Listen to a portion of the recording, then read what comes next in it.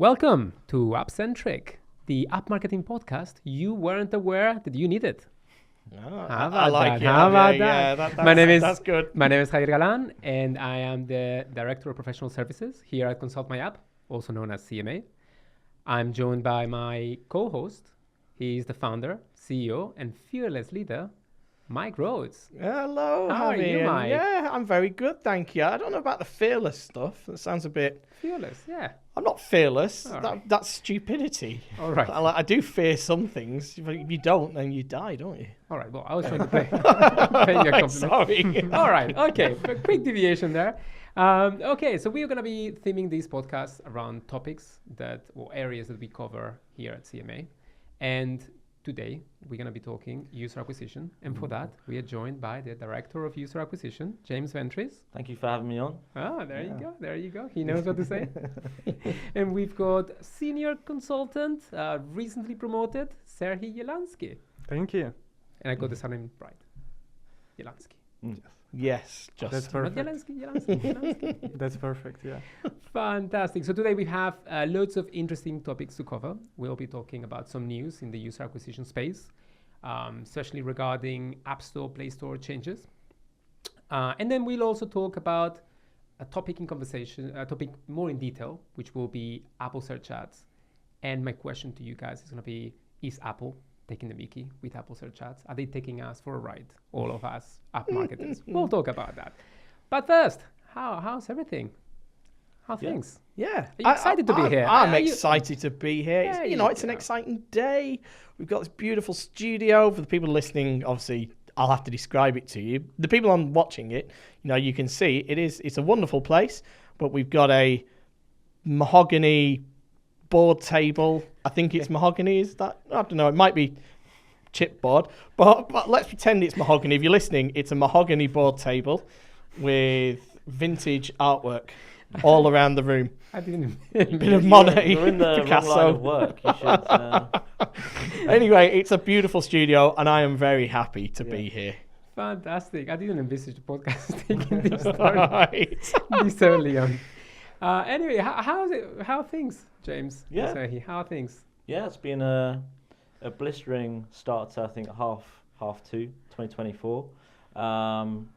Some good, some bad, some tricky. So I think one thing we always have some teething issues with new accounts and new clients when it comes to making sure all the app is properly tracked in MMPs.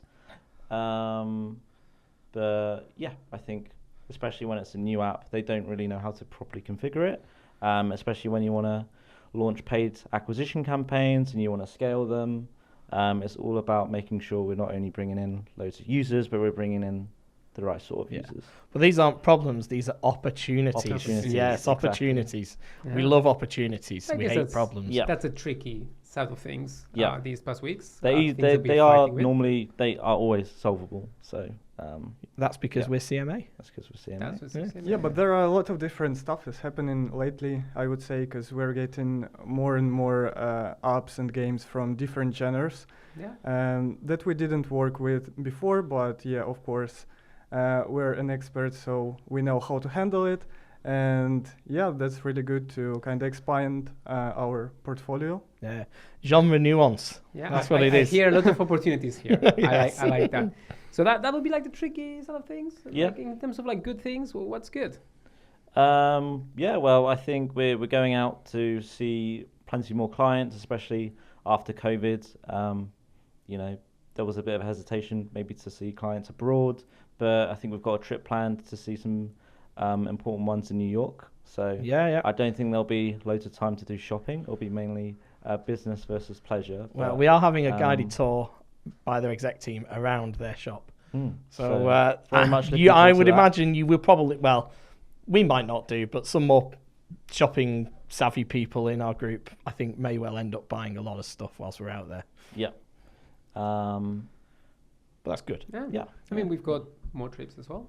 More trips as well. So we've got Barcelona. Yeah. Gibraltar. Gibraltar, you love Gibraltar, Javier. So glad we've still got that and the Spanish haven't taken it back. Oh dear. That's What another an exciting turn. place That's to another go turn. to. That's not a turn I'm going to go for. But yeah, that's good. Going back to seeing more clients more often. Yeah, it's nice. Now, after COVID, I think died down. It was still like there was a hangover from it where people didn't go around and actually go and see clients, and I think that's starting to undo. And people are relishing the prospect of doing some international travel and actually seeing people face to face. So because there were lots of like remote teams, and now are not so remote. Yeah, so yeah, now exactly. There's more of a reason to go see them. All right. Well, I don't know if you guys saw like the news of Friend.com. It's not related to app marketing, but it leads to an interesting topic of conversation, I think, which is Friend.com. Spending out of 2.5 million, like 1.8 went to just buying the domain. So it's an AI startup and so on. Again, not specifically app related, but most of it going to a domain. And I was thinking about like how important branding would be or was. How important brand is in terms of the app store or app marketing in general. What do you guys think? Like, do you think that branding is that important that you need to go like all guns blazing and trying to get a good domain and good branding, or that the activities you can run on the app stores in acquisition, CRM, etc.? Yeah. That's a more general question, right? But do you think that it requires so much branding, or that you can get away without that? So I've got a real strong thought on this, because ultimately, when CMA was born and, it was just me, and I didn't really have any branding budgets. It wasn't really an option. I couldn't go and buy mobilemarketingagency.com for 1.8 million. Yeah, that would have been nice. I do remember that conversation. Yeah, exactly. Yeah. So I didn't really have a choice. I had to build the company first by reputation and the quality and the product or the services that we're delivering. Even if I had the money now, would I go and buy mobileagency.com? Not really, no. I think for me, it's important that you get the product or the service right first, and then the branding comes after that. Like once you've got something that people want to buy or work with, then I think you're entitled to go and focus on the brand. And, we started with an interesting brand, shall we say. I paid about £250 for it from a company who, interestingly, turned up as one of our clients recently for one of our CRM partners. So it goes in, and finally, after 8.5 years, I've got the money back. But I've got to say, yeah, exactly. I waited for that. I see. But that company essentially provided us the brand that we started ConsultMyApp with. Yeah. Now, I thought it was okay, but I gave you a hard time about it. Yeah, he thought it was ago, awful, so, yeah. and it was clunky and off-center. And anyway, that original logo was done away with when we got it rebranded. Which was, actually a really good thing. And I'm glad we did that, because I think it represents the kind of business we are. But I don't think you could have done it the other way around and had that kind of brand, which represented me sitting at home on my couch or the dining room table delivering this work. So for me, I think it's just crazy. So Mike, that's an interesting point. Also, we delved into the history of ConsultMyApp. Exactly, There you go. lesson in there as well. But if we go back to the question of app marketing, like, does it apply exactly the same way to a regular? I think so. I'll hand over to James and Serhii in a minute for their thoughts. But ultimately, I think you also. What is? Just another thing that really struck me about this is the name Friend.com. What does it mean? At least if I bought mobileagency.com or mobile marketing agency, you know what that is. It's sort of stuff like Friend.com. What are you going on there? Buying a friend. So it's I know what it is. It does some social media AI type so you stuff. like press a button and say something. Yeah. And it replies, sends you a message. I know. Friend. Yeah, That's it's the Black Mirror type friend. But thing. I get it. That it's not like an SEO thing that you're going to search for something very specific, right? And also, so my other issue is don't choose friend. Don't choose an English word, which is very Anglican, because friend doesn't really go anywhere else. Amigo, I would have gone for, because then listen to me. Then you've got the Spanish markets as well as the English-speaking markets that know what amigo means. So that's where they've missed a trick. I don't know how much amigo.com was, but right. It's also very easy to remember. Yeah, exactly. No one has ever heard of the Facebook, right? So, no, well, maybe. But also, you get people misspelling friend. Some illiterate people might not know it's IE, well, an EI. Yeah. So, amigo is easy. Okay. All right. Thoughts? Not on that specific point, but is branding that important for app marketing? I think it is, because if you don't have that brand recognition, especially, I mean, it depends how you've entered the app marketing world. Is it like you have a website or you have some sort of other channel and then you jump into the app world, or is it something else? But I think if you have that brand recognition, a lot of the traffic that an app does get is normally branded. If you have a developed ASA strategy and you do the keyword optimization, you should be getting pretty good rankings on keyword generic and competitor term rankings that will bring in but how difficult would it be as a brand new app to get to ranking 1 for the word friend? Like that's not extremely difficult. You have to spend a lot of money. Yeah, I don't think it would be. I don't think you mean about a specific friend one. It's more like if you are, for instance, a retailer, right? And you search for like shopping in the US or shopping US or shopping app. If you are recognized, then people are going to tap on it, and then you're going to be increasing in the keyword rankings, right? So I guess that's a pro. Of course, you can counter that with like a lot of CRO work and so on. But at the end of the day, when you think about like the biggest retailers in the US, those brands. And if you see a new one, like you can make it. I mean, we've seen Temu and Shein and so on.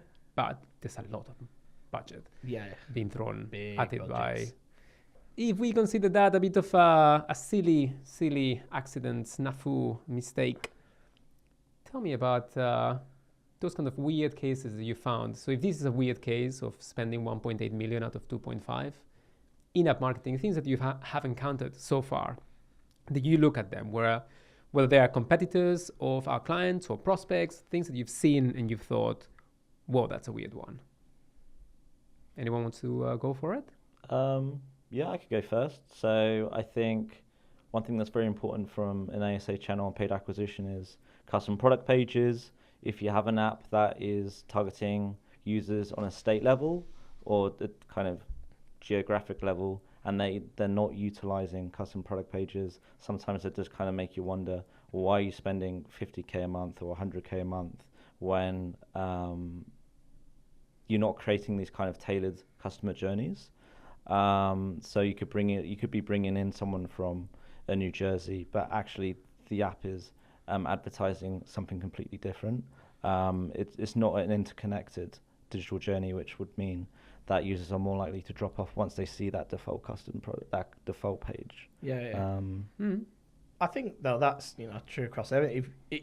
If you haven't figured out that journey, and you've got a disconnect from whatever ad you see on Meta or Apple search ads or whatever search term you're using in the Play Store, and then you land on something that doesn't correlate with that, it creates dissonance in your head, and this isn't what I was after. People won't install the app. So I think you're totally right that those examples where you've come across clients and prospects and are not using that, that makes a lot of sense. But some of that weird stuff that I've seen, so just to go into, well, not weird, but forbidden stuff, the forbidden fruit that you should not touch in the world of Apple, is incentivized reviews and ratings. No way, yeah, definitely. I mean, it's just crazy, isn't it? Like I saw, obviously we're not going to name them, but a particular app, they're not one of our clients, but we saw them basically giving out essentially free money for people to write a review and give it like a high star rating. But what was even weirder is that their legal team gave the people a fixed copy for these reviewers to write and said, just full disclosure, this is part of an incentive, which is even worse because you might have got away with it if Apple just didn't notice that it was happening inside the app. But to then put this like disclaimer on it in large capital letters, you now look at their store listing and everywhere you look, there's like hundreds of these weird reviews. And, as soon as someone picks that up, I reckon that's a license revocation. Or certainly knowing Apple, they're not going to like that sort of stuff. But yeah, that was the weirdest thing I've seen recently. Pretty risky. Yeah, I mean, it's brave move, but not a good idea. The things you shouldn't be doing. Yes. Serhii, any ideas, any suggestions, any like weird things that you have come across? Yeah, so I've seen a case that a client They increased their spend on the paid channels, but they didn't see the correlation that organic downloads are going up as well. So they even decreased, and the total downloads stayed the same. However, they started spending more. So yeah, this case called organic cannibalization. So we just noticed that they're spending too much money on brand campaigns. So yeah, it's good to invest some money in your brand to kind of protect it from your competitors that are always want to beat on your brand as well. But don't spend too much, because like organically you always rank number one for your brand keywords or search terms. So yeah, if you're spending too much money, people just start clicking on the ad instead of your first organic position, and you're just wasting money. So yeah, you can save your money and increase your organics by just decreasing your spend on brand campaigns. Yeah, so. I mean, it's a topic that we'll cover later with the ASA and is Apple taking the mickey. I mean, considering the real estate for an Apple search ad is kind of 50% plus of your screen, depending on the device. Yeah, absolutely. Like you can throw money at it as much as yeah, as but much as you want. I guess it's a good lesson though, because people do it and are tempted to do it, because on the face of it, if you just look at the ASA console, it looks amazing because you're getting lots of cheap installs. It's so cheap. Yeah. Everyone is like, I want more installs, and they're hella cheap, like 10 cents. Yeah, we'll cover that. But it's 10 cents versus 0 cents organically. Yeah. Anyway, we'll cover that later. We'll cover that later. It's an exciting topic. It's very it's very what exciting. We like. But from my end, I was gonna talk about keyword stuff, but since these seem to be more App Store examples, I'm gonna try to find a different example. This will be on the Play Store side of things. Mike, you will remember there was a certain publisher in the UK, and they had terrible crash rates issues. Okay, so it was one of our clients, and that was many years ago, probably like 6-7 years ago, and we kept mentioning like, oh, there are some issues here. Like, it's important that you take care of this, because like the threshold, you're way above the threshold in terms of crash rates, and there was no way to get it fixed. Like, we kept on raising it, and they would raise it with their CTO, developers, and so on. Finally, after 2 years, we managed to get in front of the CTO. Kind of like the final boss sort of thing. Yeah, like, oh, we're gonna finally explain this. Oh, what was the final boss called in in Sonic? Was it Dr. Robotnik, wasn't it? Robotnik. Okay. I thought that was like Mr. Eggman or something. Yeah, Eggman. No, it was called Robotnik. It wasn't Eggman. I thought it was Eggman. I don't know. All right. Well, anyway, sorry, you got me thinking. When you talk about the final boss, all I can think of is Dr. Robotnik. I'm sure it's Robotnik or Eggman in that little Well, it was a CTO. It didn't look like that, right? But Mega Brain. if you're saying that one of our CTOs from our clients looks like Eggman, that definitely can't be right. And when we explain it to him, he's like, "Yeah, no, we know, yeah." It's like, it happens every morning at 5 a.m. when we push the latest version available, for like the PDF version of the newspaper. It crashes, but then it restarts again, and no one notices. So we left it there. We're like, okay, can you please fix it, because it's gonna make a difference. They fixed it like straight away in terms of like rankings, in terms of like all the metrics improved so much. Of course, and it was just a case of being like, yeah, we are aware of this, but we've never bothered because users don't realize. Like, Play Store Google wants to penalize your app if it's bad. Yeah. If it's provide bad experience, crashes a lot, or just doesn't have any new content for a long time, Google always gonna penalize you and like decrease your ranks, decrease your visibility. Mm-hmm.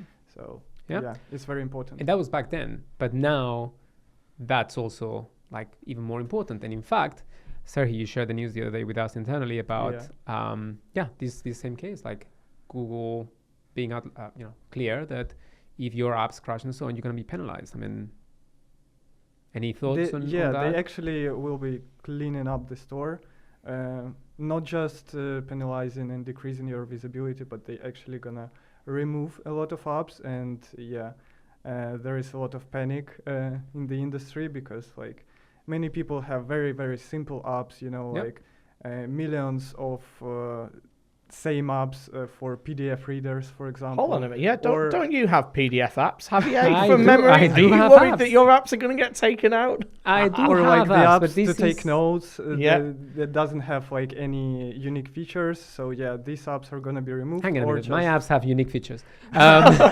Lucky you. No, They but will wait, hang on a convert minute. from PDF into a WAV so file. just an explanation for the average listener who doesn't happen to work for CMA. As a side thing, I've got my own app, so I wanted to experiment because one of my frustrations was that when working with clients, we didn't fully understand their issues when it came to technical issues, right? So there was a lot of like trying to figure things out without actually knowing. So many years ago, one of the things we did at CMA is to try to figure out that. And now we have that experience. I have some apps, most of them on iOS. Yeah, they're not getting taken out, aren't they? Sure. But I also have Android apps, and a couple of them. One of the things I've noticed is related to these, that every now and then they seem to be chasing app developers to follow the latest kind of SDKs and APIs and so Yeah. on. Whereas the App Store, you know, my apps are there. There are apps that haven't fundamentally changed in 4 years. Whereas on Android, I'm getting all these like harassing emails notifications from Android, like, yeah, hey, you they're need to giving update these. you You've got a deadlines. deadline. Yeah, you've got Yeah. a deadline. Otherwise, it's going to happen. So this is the latest one. It was kind of like in my folder for harassment from Google in So terms what of you're threatening. gonna do? Like fix your crash rates or add some No, unique features? whoa. No one said I have problems with crash rates. This is something you said. Sorry, I did not say that. He's gonna Anyway, make coffee or something. anyway, so for any app marketers out there listening to this amazing podcast, AppCentric was that? AppCentric, Yeah. Yeah. You nearly By- forgot the name of it then. no. Yeah. Buy ConsultMyApp.com, /CMA. also known as CMA. Don't do /CMA because people are gonna go to No, ConsultMyApp.com don't type /CMA. CMA. Obviously, I think people understand that when you say Hey, /something, it means Of course, /. our audience is Tech savvy. very tech savvy, very AKA. sophisticated indeed. But yeah, that was one of the things that for any app marketers out there should be aware and should be chasing their colleagues from the tech teams to make sure that everything is up to speed. Exactly. Yeah. and all Fix the your crash thresholds. rates. Yeah. Fix those because Serhii told me. Or maybe start making apps that do something. Oh. all right. That dig again.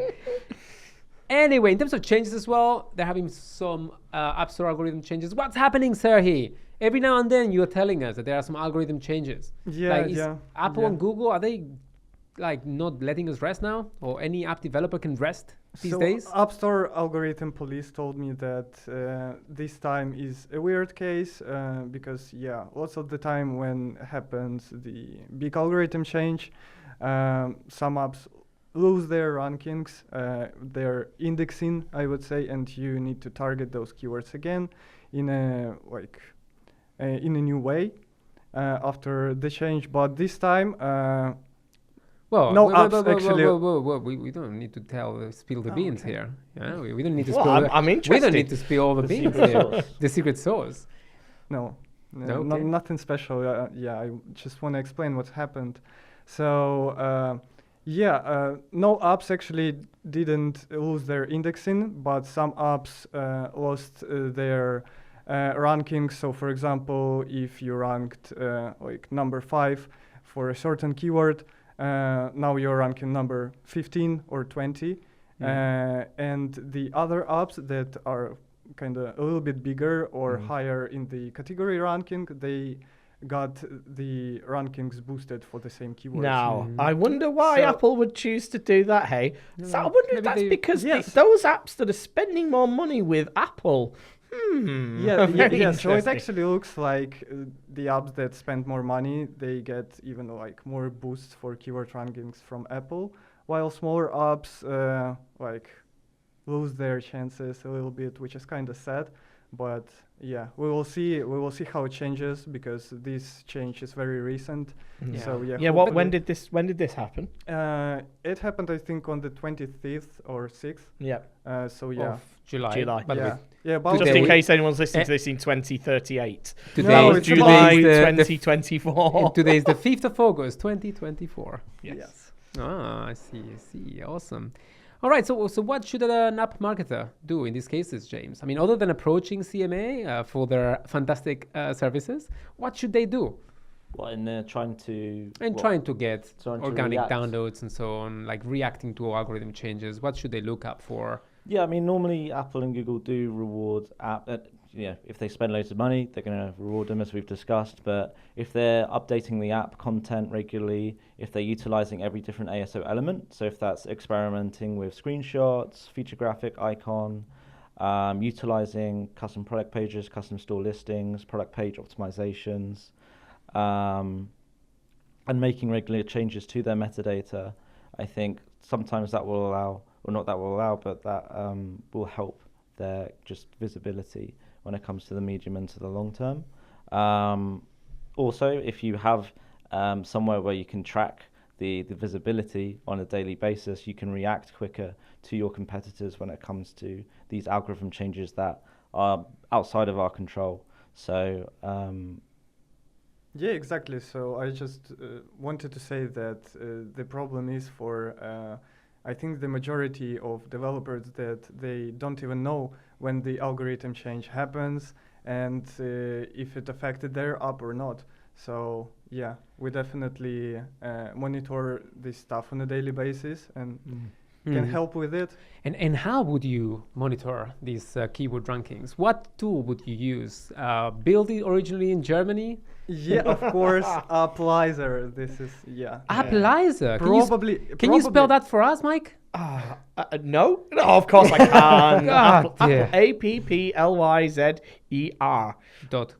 .com Well done. nothing. Actually, it's just AppLizer.com. Best ASO tool in the world. Yeah. But it is useful. But it's only there are a number of other data there are a number of companies out there, and depending on what you need, we use it massively because we have this thing called the visibility index, which is wonderful, which shows us algorithm changes, who's benefited, who's lost out, who's stayed the same, and Serhii and his team, are always looking to reverse engineer that and figure out what that change was, so you can act on it. Because unless you reverse engineer it, you have no idea what's going on. I guess at this point we should add a disclaimer that AppLizer is part of the CMA family. Oh yeah, sorry. Actually, I was going to say, I guess it isn't obvious, but we own AppLizer.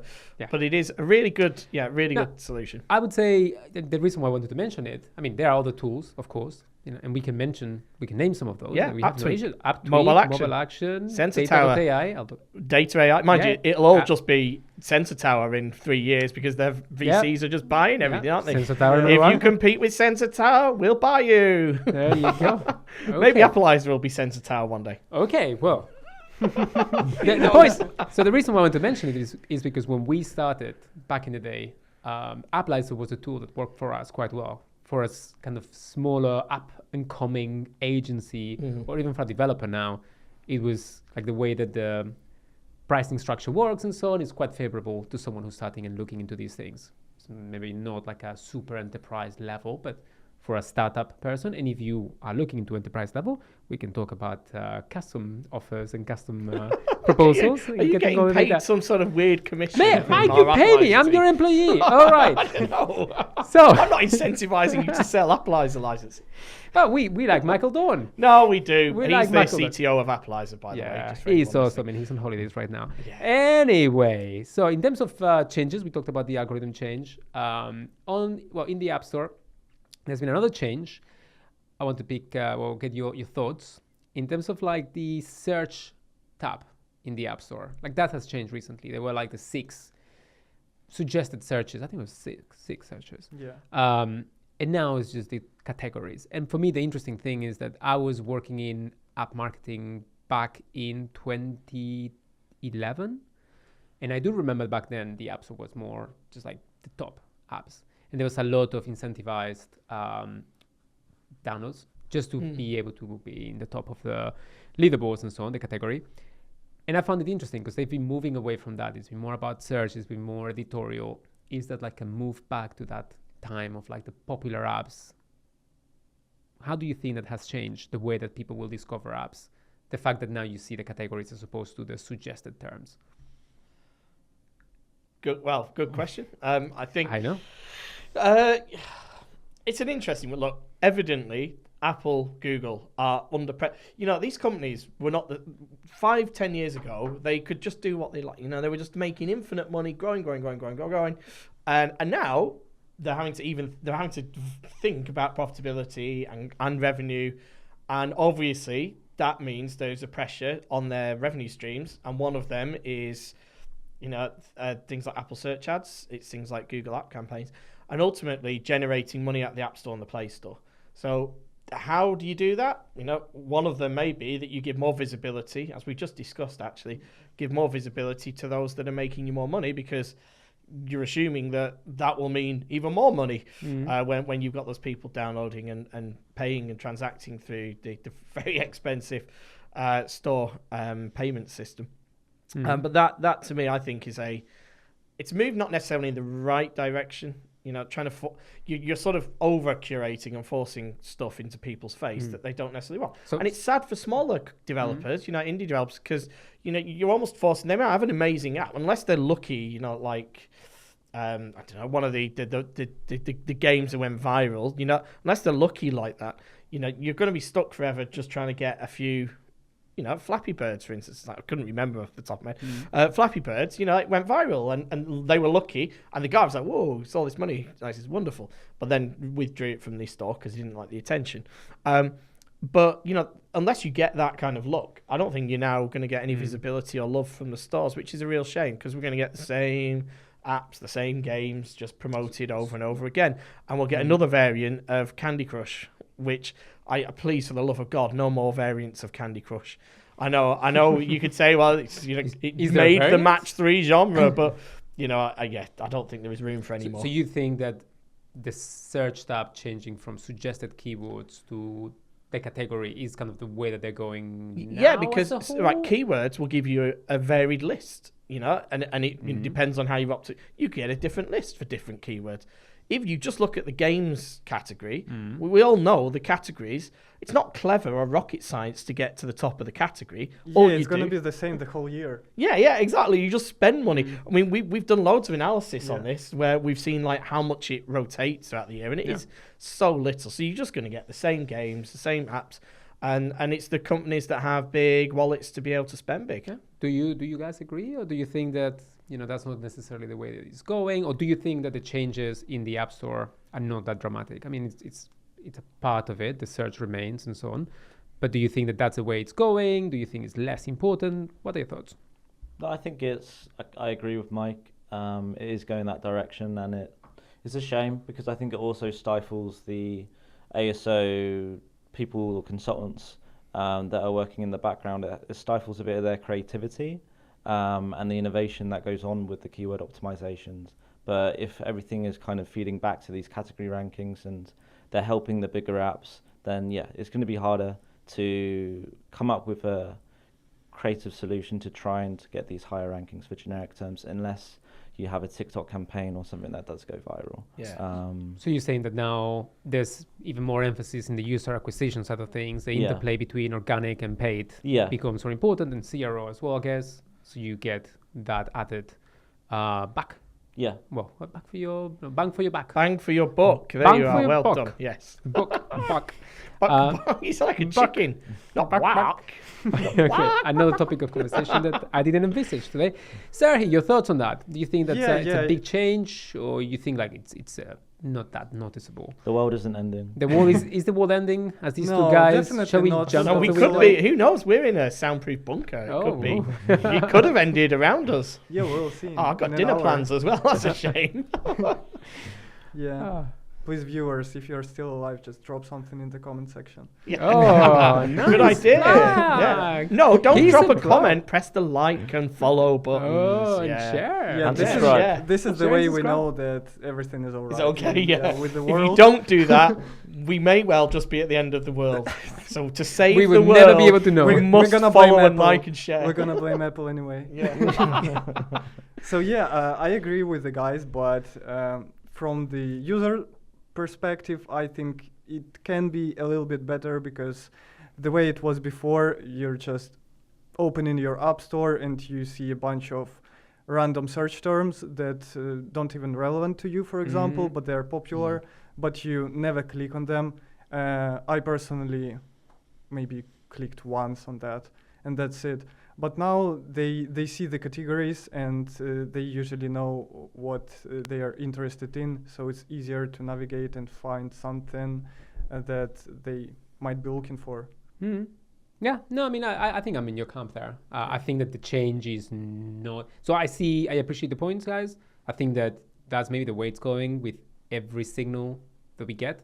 But I think with this specific one, like I don't remember using it much. Just if I was interested for a client's sake to tap on one of those suggested terms. But otherwise, I would just search for it. And I guess there's a lot of improvement required there. Did that change the world? Maybe not, but is that where the world of app marketing or ASO is going? Maybe incentivizing. So if I were an app marketer, who I am, then I would be looking into my optimization of my revenues and so on to make sure that I can. Yeah, true. I just think it'd be a very sad world if we get into where the only thing you can do to change your position and your performance of your app is by spending more money. There is, that's not how the web works. The web works, by trying to find the best content, and I think there's a good balance there. But I think if you start over-indexing on how much money they're spending and what the download volume is, I think it gets to a very dangerous world. Yeah, but Apple and Google win there because you are spending more and more. Who knows? Maybe someone will listen to this and say, "Oh, that's a very fair point." The way I do things. Exactly, and overnight, Apple and Google may change their minds and say, "Thanks, CMA, you've enlightened us." That's exactly how the world works. Thanks to AppCentric, changing the world. Yeah. All right. So talking of App Store changes and how it impacts all the app marketers, Mike, you have a bone to pick with Apple, I think. Oh, you're talking about the view through metrics? No, I'm not even getting there. Oh, I mean, I could start. Search popularity. What happened? What happened with the search popularity? To be honest, it doesn't bother me because, that wonderful thing we talked about, Appalizer, we've built our own search popularity, but it has... So what happened? Give us the context. Messed up a lot of our clients and certain people in the industry. So basically, they changed the availability of the search popularity score, and by removed the search popularity score. Well, and it became it became a search popularity score based on the relevance of terms, and it was just a total mess. That thankfully was reversed, but it did mean for a few days that data wasn't available, and of course, for anybody reliant on that, they couldn't really understand or see what was going on, so they lost visibility into their store. Apple have changed it back because I think they had a lot of kickback, or I suspect from people that they are making a lot of money from. If I had to hazard a guess, that's Apple never changed their mind unless it's costing them dollars. So must have really annoyed somebody somewhere, and that's come back. But search popularity score, by the way, I am going to say isn't very useful in certain industries and certain markets because. First thing, and I would love everyone to just check this if you want to. Look at search popularity for something like Powerball in the US. And just have a look at what the search popularity is for it on a Sunday or a Monday after a very, very large draw has already taken place and been won. And I guarantee you'll find it and it will show a very high search score, which is incorrect because nobody's looking for Powerball after the draw's been won. For context. For our European listeners and our Asia listeners, Powerball is a huge lotto draw. Yeah, lotto prize. Lotto, a lottery, but a jackpot, basically. Yeah. Any sort of lottery. And it's just an easy example because you can have a look at this, and if you're that way inclined, set a reminder next time you see a big Powerball jackpot and just have a look at it in the App Store. So ASA, imagine you work in the lottery space. That's of really no use to you because what happens... If you're bidding based on search popularity scores, or you think that they are important on a Sunday or a Monday, you're being totally misled, and your whole strategy goes out the window. So that is a big problem. Also, in transient industries like sports, for instance, the level of interest changes throughout the week, and it changes even in the day itself. Like up to a big game, like football or soccer, depending on which side of the Atlantic you're on, or NFL, the popularity of those search terms changes throughout the day massively. They swing like you wouldn't believe. you use the search popularity data, you lose that visibility because it has a weighted moving average. So, terms like NFL, NBA, football. Yeah, we just had Euros, and once it's ended on the on the next day, the actual search score was really low, but all the services that rely on the Apple search scores, it still shows that it's quite popular. Wonderful. However, example. the Euros just ended like about 3 weeks ago. Yeah, so we definitely probably you stop getting very need, high. Yeah, so don't need to target this anymore. Yeah, just crazy stuff. But Apple ASA, this isn't a sales pitch, but if you want to have a play around, you can get a free account. So you don't have to pay anything. But if you look at the Apple ASA data, we actually built the search models ourselves.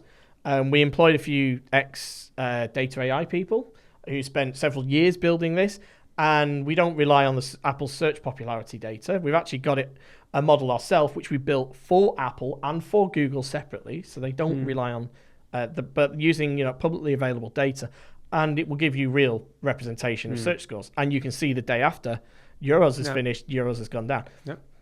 So there you are. I'm going to stop. But there are lots of things I don't like about Apple. I knew you would be passionate about it. There you go. I knew you would be very passionate about it. I think for me, one of the interesting things related to this topic is that it's a clear example of how we are living in under Apple and Google's world, right? They make a change overnight, didn't consult with anyone, and we are living the consequences of it. Like every App Store algorithm, every change in the UX, UI, but like search course and so on, they can change it. It's their thing. It's not, you don't have to consult with anyone, with any agency, with any app developer. So here, our job and the job of any app marketer who might be listening to us is figuring out what happened and take advantage of it straight away. So anyway, it's an opportunity. There you go. It's not a problem. It's an opportunity. It's an opportunity. Yes. Who said that? I don't know. But in fairness, that is a good explanation. Well, not good, but one of the reasons that ASO and things like that, and app marketing in general, is not something you can sort of do as a part-time and try and fit alongside your work on SEO for a website, or maybe you do paid acquisition for a website. Because digital, and by digital I mean web, and that includes mobile web to an extent, is very, very different to mobile app. And they're like two different worlds, so almost as different as bricks and mortar is to web. There are some commonalities in there, but ultimately doing one in the same way as the other just doesn't make sense. And it is a full-time job that you can't ever sleep. I mean, we're constantly bombarded. We've already talked about algorithm changes, issues with the store, changing guidelines. So much stuff happens day to day that, it causes us a headache. And we're a big team of app specialist consultants, trying to do that with just one person to look after all this stuff. I mean, you need a podcast. Well, you need a podcast to follow. You can suck up all this information, and then you wouldn't have time to listen to the podcast, would you? You'd be so busy doing all this stuff. Because it's so long, this episode. It's so long. Exactly. All right, so to avoid it being so low, that's my segue there.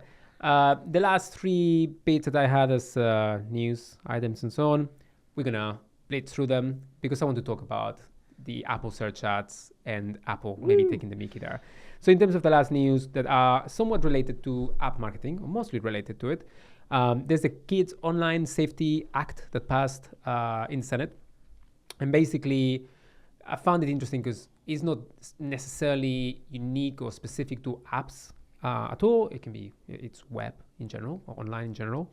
But one of the things that they're trying to do is to let kids opt out of all the addictive features, basically, that apps might have, or that websites and so on might have.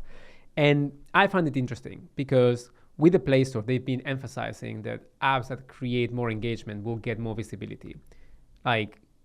Is this kind of without getting too much into detail here, but isn't it kind of against what Google is doing there? Yeah, exactly. I'm going to see a rollback of previous algorithms for them to keep the US government and authorities happy with this. I mean, I don't think Apple necessarily went that way, or not like Google did, but a rollback, guesses?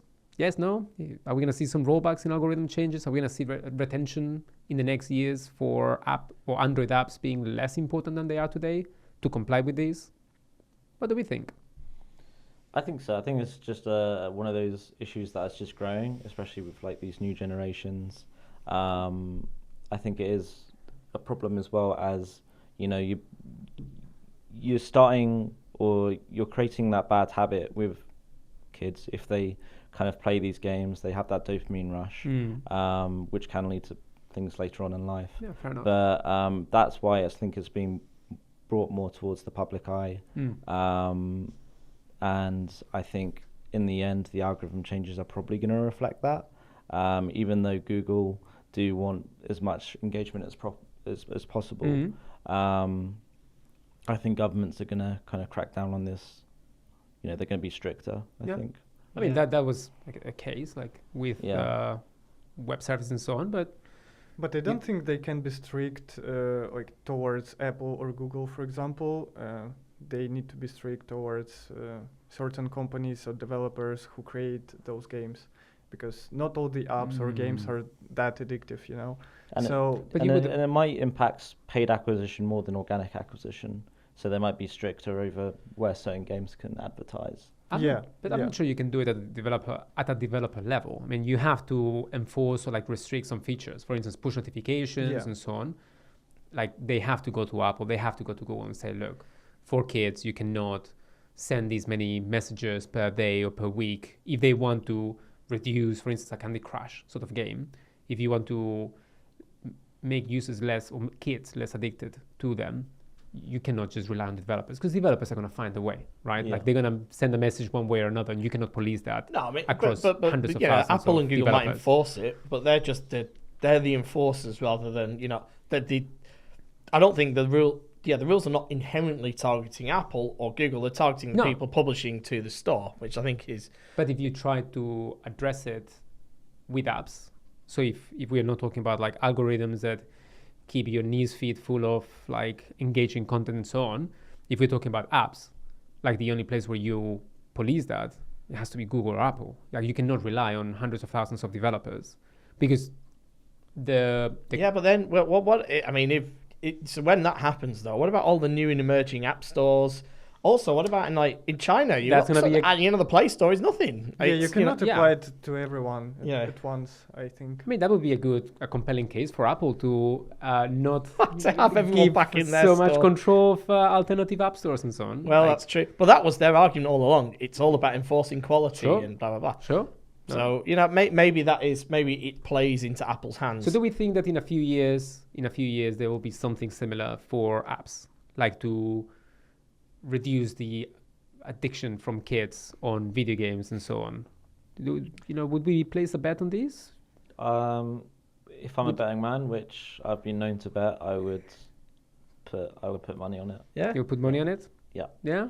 I think I would put something on it. I think, I wouldn't put my house on it. No. Maybe how much would you put on it? A car? A good dinner? A nice dinner? A few trees? A nice dinner. All right. Not really very much at all. No. Okay, so I don't think it's a long-term bet. Are we doing this side of the table against that side of the table? No. I agree. Okay. Look, whichever way you look at it, regulation is just coming everywhere at the entire digital industry. You know, not just like social media. It's coming at apps. It's coming at everybody, because it's been, you know, the wild, wild west really for the last, you know, however long. Like everyone in the app world has had it quite good, because it's, you know, largely unpoliced, because it was a new platform and, you know, new technology. It's not now, you know, and now it's starting to get, you know, a greater sort of scrutiny. I think it will happen, but I like with all laws and restrictions, there are always going to be people that find another way of doing it. If you look at, you know, the issue, it's all psychology. You know, people are just using different different pieces of research to incorporate that into their game or mechanics or their product mechanics, and, you know, the infinite scroll and auto playing features. You know, so people will just find another way to make something addictive. Might be they take it out of the app itself. The app just becomes an essential part of something that you create as a viral piece. Maybe you have a TV show for it. Who knows? And that way, the addiction isn't driven through the app. It's actually driven through TV or out-of-home advertising. Who knows? But, there definitely will be ways of getting around it. So, yeah, it'll probably come, but, if I was making billions of dollars a year off it, would I worry? No, because I'll find another way of getting around it. Okay, so Serhii, you're betting on it. You're thinking that in 3 years, those are going to be things that can be enforced in the Play Store and the App Store, or you think that not in 3 years? It's hard to say, to be honest, because Apple and Google, they change quite a lot of stuff several times a month. So in 3 years, I think everything is going to change 100 times already. So how about this? Apple by Google, and then there is only one type of device. It's not an Apple phone. It's not Android. Very it's not surprised iOS. you didn't go the other way around. Very surprised. Well, I know, but Apple's got more money than Google. It's going to be iDroid. Okay. I mean, personally, I would rather. Obviously, if Apple bought, that's not happening. If Apple bought Google, they would keep the stronger platform, which is Android. So then we'd all use Android on an iOS device. But did you see the news articles like Apple are going to buy, I think, are merging with ChatGPT, and it's effectively going to kill SEO? I mean, that'll be interesting. Because then you'll be able to search on the App Store through like voice notes and stuff as well. So it's going to be an interesting one, that. Anyway, I just hope that Android is prevalent and survives this nuclear holocaust that we're talking about. Okay, well, I bet anything you like, on Apple not buying Google in the next 3 years. No, that's not going to happen. Just imagine that happens. Like maybe not in 3, maybe in 10. 10 or 20 years. And they create one megacorp. 3 years on dinner. We called it. We called it already. All right, the last thing to mention, and we're not going to discuss this much, is the Play Store auto-opening the apps after installation. Do we think that's going to make a big difference? Have we seen many of those cases where people download the apps and then they don't open them for our clients? This is a non-news story. Like, basically, you download the app and it opens. Whoop-de-doo. I mean, how many people don't spend the time downloading the app and then totally forget? Unless it's like a 200 gigabyte download or something. Plenty of them. Yeah, plenty of them. You are on the Play Store, you download apps, your game, another game, and so on. You might open one of them and maybe open it a few days later. If you're downloading a game, I'm downloading it for a reason because I want to play a game. I've got some time. No, now, unless it takes 3 hours to download, and in which case, why would I bother downloading it in the first place? I want to play with it now. No, we have numbers. We have data on this. If you look at the number of opens on MMPs, so for instance, AppsFlyer, versus the ones that you have purchased, for instance, in terms of Apple Search Ads or any other. That could be that you're going to say that it's fake data. Well, no, it's not fake data. But no, it's a normal thing. I think they're ghost installs from server farms somewhere. No, probably somebody buying downloads. I'm not saying gamify the chart and put them at that might not happen. What I'm saying is that there will be a percentage, maybe like a 5% or something like that download an app, thinking I'll use it at some point, and then they might find another one as well that does what they need, and they don't go back to it. So now it's going to be like popping up at some point being like, oh, you had this app. Or like the Play Store might remind you that you had downloaded an app that you didn't open at any point. Is that going to help? Is that going to make things better? Or it's going to be a major annoyance that people are going to complain about in the next... it should help. I don't think it's going to be annoying. I mean, I think as we've said, normally myself, I've got quite high intent. If I've downloaded an app, I'm just going to open it. Yeah. But, if the data is suggesting that, it's not everyone does that, then it should help. It won't be annoying because any of those devices which have downloaded the app, 99% of them are server farm. They're just fake devices. It's not going to annoy anyone. A bot's not going to care, is it? Oh, it's loaded this app on this fake virtual device. Oh, no. It's also quite interesting because I know for a fact that the majority of those bot farms that download the apps, they actually open the app once after downloading. That's a good point. Yeah. No, and it's almost all of them. So no, but I'm talking for personal experience. Like I've done it myself. For instance, looking for, let's say, like a banking app, and I would have downloaded like here in the UK, like Monzo, Revolut, and some others. Starling. Yeah, sure. Don't forget. So I might download some of them, and then maybe Tide if you're a business. Maybe Tide if I'm a business. I do actually bank with Tide. Good. For my side hustle. By the way, just disclaimer: they are a client of ours. We're not just randomly, trying to. Okay. All right. We've not got any kickbacks or anything. Okay. Although they have a Tide want to send us percentage AER. Yeah, exactly. If they want to send us something nice to the office, something? like a big TV, we can watch the Olympics on. It'd be wonderful. We already have a big TV. Well, What a are you bigger talking TV. about? A bigger TV. Okay. Sponsored by Tide. But I do remember looking at some apps and being like, okay, I'm going to have a look at the features they have and so on, and maybe just going through the onboarding and being like, oh, actually, this is pretty good. They accepted me already. Like, okay, I didn't need the other ones. I might have forgotten to open them. So this would be a reminder. In that case, it wouldn't make a difference because I already found what I needed. But you can imagine with travel, for instance, if you're comparing flights or looking for cars or something like that, you might end up with multiple apps and you never get to open one of them. I mean, they must be doing it because they have some data, right? Like, yeah, obviously they're not going to do it for no reason. Yeah. But I don't know. I didn't think guess we would be discussing Serhii's got a this good much. point. Like, I guess a lot of the maybe these are like amateur server farms where they forgot to put the logic in to open the app. They just install it and someone's going, no. Someone went for a coffee. Yeah, Google are looking at all these billions of downloads going, wonder what's happened here. We must put auto opening just because a developer forgot to do it on the server farm.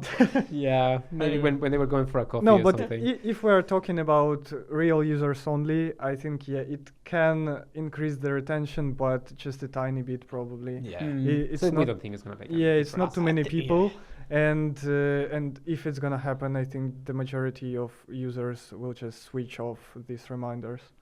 Okay. All right. Okay. So we got to the end of the news round. Oh my all right. God. Woo, we've got It's it. getting hot in here. We've got it out of the way. Yes. Yes. What's happened to that aircon? It's- Here was me telling everyone this is a beautiful room, and now there's no air We're conditioning. cooking here. Yeah, we Oh, are. it's like not boiling so, a bag it's not chicken. so bad. Not so bad. All right. So maybe it's getting hot because we get into the main topic of conversation. Yeah. Apple search ads and Apple. I think they're maybe taking the Mickey, taking us for a ride. I've got some thoughts, very strong thoughts on this. These past weeks, we saw the addition of the view-through metrics on Apple Search Ads. So if you're running Apple Search Ads for your app, you might have noticed that now it says view-through and total, and that's something that, for me, I think is very dangerous when you work with, or when there are not very sophisticated app marketers. So you might not be very familiar with what you are doing specific to the Apple search ads side of things. And you see the total and then you feel great about the numbers you're seeing. View through, what it seems to mean is that you ignore the ad and you scroll down and find the app anyway, which can happen when you are looking for a brand search term. So someone's looking for your company, they ignore the ad and they download the organic result. But I tested it with one of my apps. One of the ones that's getting removed soon. One of the great ones. And And that does something. it does something. It does something. So I searched for it. I found it, right? And I saw my ad. Then I killed the App Store. So I, killed it. Yeah. I closed the App Store. Yep. And then I found it again. And I downloaded the organic result. So it counted it as a view through of my Apple Search Ads ad. I guess that makes sense if you're thinking about raising brand awareness. But when we look at our clients, where we see the highest amount of view-through metrics and totals, therefore looking really good, is when you have very famous, very big brands, and especially with brand terms. So for less known apps, you don't tend to see those high numbers at all. I feel that, again, this is one of those, alongside a number of features and changes that have happened in the past months, that are leading people to believe that results are really good. For instance, the other thing I have is when you're using Apple Search Ads, you don't see a difference in the App Store Connect. So they don't split it. So you are acquiring users, you're spending money, and you think everything's good. Again, as Serhii mentioned before, you might be bidding on brand terms and getting downloads, and some others as well, maybe discovery, maybe generics. And then you look at your App Store Connect and you say, wow, this is looking great, it's going up. And you look at your Apple Search Ads and you say, yeah, I'm bidding at low numbers and so on because I'm doing brand terms alongside others. So I'm getting a blended CPI that looks really good. So that's another one. Also, and I'll open the floor for thoughts and so on. But the other thing I can think of right now is that when you are filtering for new users, when you're creating your campaigns, Then you look at your results and you're getting a lot of re-downloads versus new downloads. In some cases, we've seen like 75% new downloads, re-downloads being 75% and 25% being new downloads, even though the filter was set for new downloads. So for me, that's quite outrageous that you are trying to acquire new downloads, you are specifying it, and when you look at the results, you're getting 75%. It's attributing re-downloads. Well, it's getting them. And I'm sure that Apple has a valid argument for saying, look, we're not tracking these people this way, we cannot know, maybe. But for a marketer, you start putting like all these examples together, and then you realize that maybe you're not getting the good deal or the great deal you thought you were getting. And these are just 3 examples. Like, how do you feel about these things? Do you think it's a normal thing? Am I getting too worked up about this? Or my view on it, because I've not been overly positive of Apple today, and I won't change that, is, there's no holy grail, silver bullet attribution model that is perfect for everything. However, most people accept multi-touch attribution generally is a reasonable attribution model. You're looking at it from the problem you've got here is that you're just viewing the attribution from the perspective of Apple search ads. It doesn't take into account anything that's happening organically or what you're doing elsewhere. And it's just saying, well, this could have been influenced by me, therefore that's attributed to me because I can't prove it wasn't. And that's not that, that's just, it's a way of artificially inflating the numbers. And of course, I wonder why why Apple, I nearly mixed the 2 up. Look, they could be one, couldn't they? I wonder why. I do know what I'm talking about, I promise. I know the difference between Android and iOS. But I do wonder why Apple would make a change that somehow got people to spend more money through Apple search ads. It's a mystery to me. It's a mystery. But I think that there's a point where you're taking the mickey so much. Like when you're doing it so blatantly. And if you are a small developer, if you're a small company, or just like a new app marketer, and you look at the Apple Search Ads console, you look at you're filtering for new users. You're not separating new downloads versus re-downloads. So you think that you're getting great numbers. Your view-through metrics look great. Your brand awareness is working. Like everything is pointing you towards like a great place. You look at the App Store Connect and numbers are going up as well. My acquisition on Apple Search Ads is leading to better organic numbers on the App Store Connect. Like for someone who doesn't know these things, everything looks rosy. Then you go to your manager and you ask for more budget because everything is great. And your manager trusts you. So like if you don't have that knowledge, if you're not working with an agency that knows what they're doing and are honest about it, you're just throwing money at it. And like I for agree. nothing. It seems misleading, I think. So if you don't have too much experience, it just makes you think that it works way better than it is actually working. And what is the like in your way, in your mind, the impact of brand cannibalization? Because that's another one for me that's quite like important. Like when you look at the average CPM on the Apple Search Ads side of things, like we've seen cases where brands have been increasing the CPT bid, the cost per tap bid, because the numbers look great. I mean, I think it was you, Mike. You mentioned before, like all your numbers look great when you're looking at brand campaigns. Everything looks great, so just put it up. Like we saw a case where, But this is the same. We're talking about the same issue. Like if you just rely on the Apple Search Ads interface, you don't combine your data, so you're not looking at it from an MMP perspective, or you don't have an analytics platform to show you really what's happening. Then you really have no chance.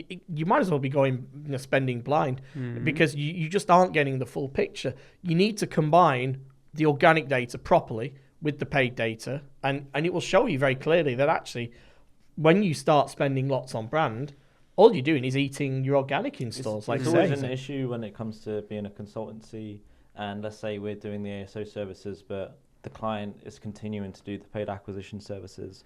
Obviously, their brand campaign is going to normally be bringing in most of their traffic, so it's trying to convince them, saying that if you do pause or you do limit your brand spend to, let's say, 10 or 15% of your overall budget, the organics are going to pick 95% of that up.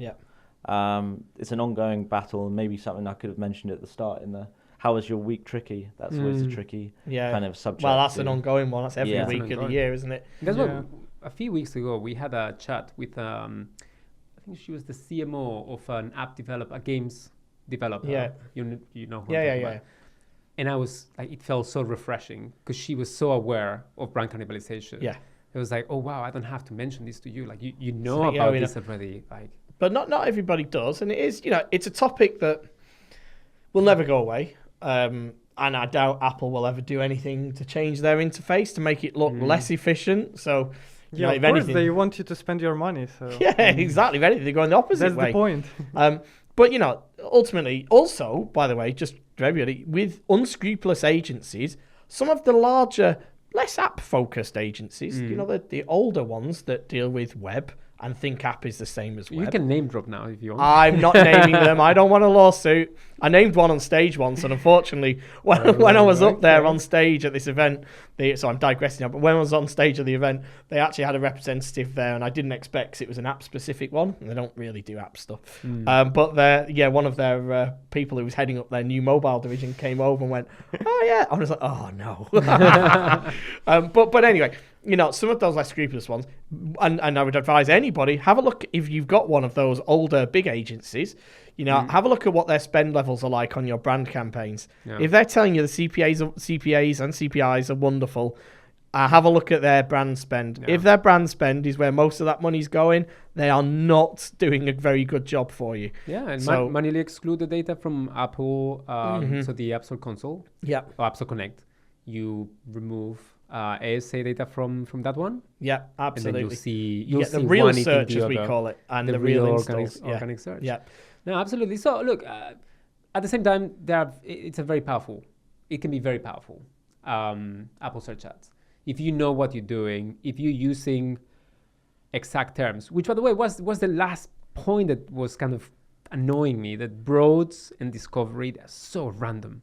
Like so absolutely random. Like you put discovery on, you get anything. Like I have a sleep sounds app, going back to my beautiful apps, and I did discovery like at the beginning of it, and it was getting like Spotify, it was getting everything related with like music and sound and so on. It was wasting money left, right, and center. So I was curious to see. You got to be Sorry, I was going to say you carry on because I've got something to add. So I was thinking.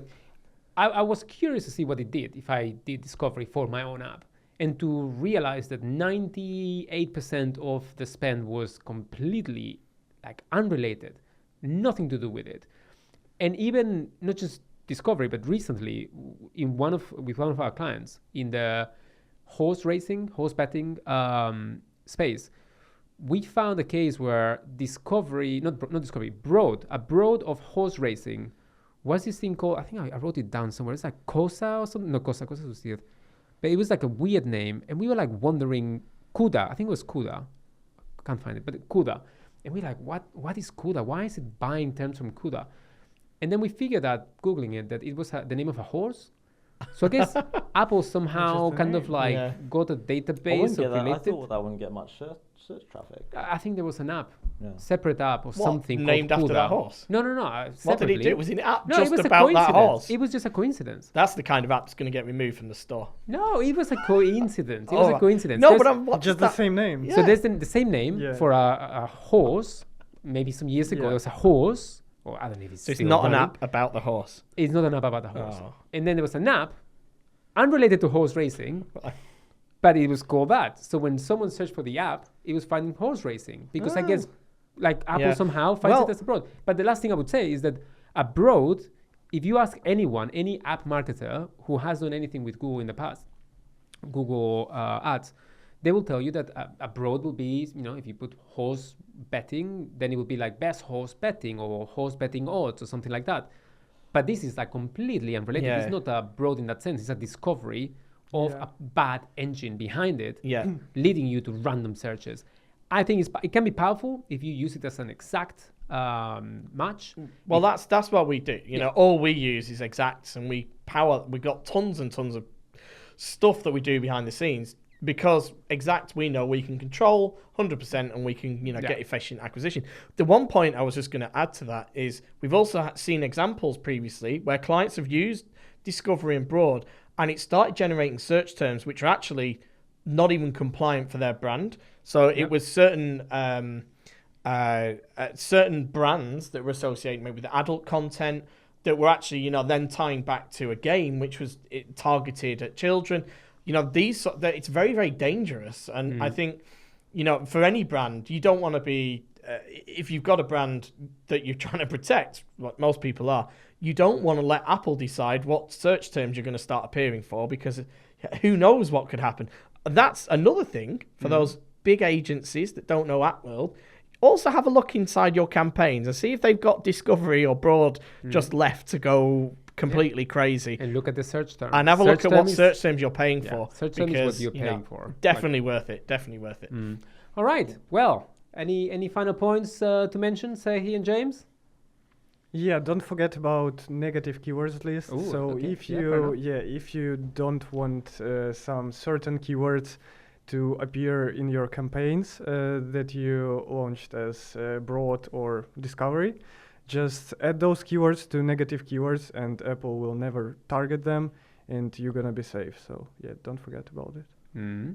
Yeah, nothing else to add from me. I think it's quite interesting how Google and Apple care about opt-ins and transparency when it comes to their users, but when it comes to app marketers, with the whole kind of recent click-through feature that they've announced, it's not very transparent. Yeah. Oh wow. So transparency. James being, cynical. I don't know. Should we talk about ATT? Okay. Well, we'll leave it. I think we're gonna call it a day today. Thanks a lot, guys, for joining this podcast. I think it's been fun. It's been great. Absolute pleasure. And in 3 years' time, I think I'm going to be getting some dinner because Apple's not buying Google. So no, I didn't say that was going to happen in 3. I said maybe 10. It's been recorded. It's been recorded, Mike. So I'll go start buying some Apple shares now. Although, did you notice that you're going to buy Warren Buffett's just offloaded half of his ownings in Apple? Okay. Probably not a good sign. Seriously? Yeah. So if you're invested in Apple. In fact, this is not an investment advice. I better stop talking. Okay, This is not investment advice or guidance. We have no idea what we're talking about when it comes to investment. Do the opposite of what we're saying. No, don't do that's advice. Just don't do anything based on what we do. Just ignore everything we're saying. Right. That's as much I'm going to say. Oh, also, if you do happen to know, or anybody happens to know that's listening to this, an app which is just about horses, I would be interested to know. I quite like horse racing. And I don't think there is an app. I don't think there is an app which just has like the profiles of horses. So maybe there is. You're asking out there to all of our listeners. Not all horses. All of them. Yeah. Like a Facebook for horses. Facebook for but not dead ones as well, like Black Beauty and that horse off the Lloyd's banking advert. Anyway, this is getting very dark right now. All right, let's call it a day, guys. Okay. Thanks a lot for joining me today, joining us today. And have a great week. Thanks. Thank you. Cheers. Cheers, everyone.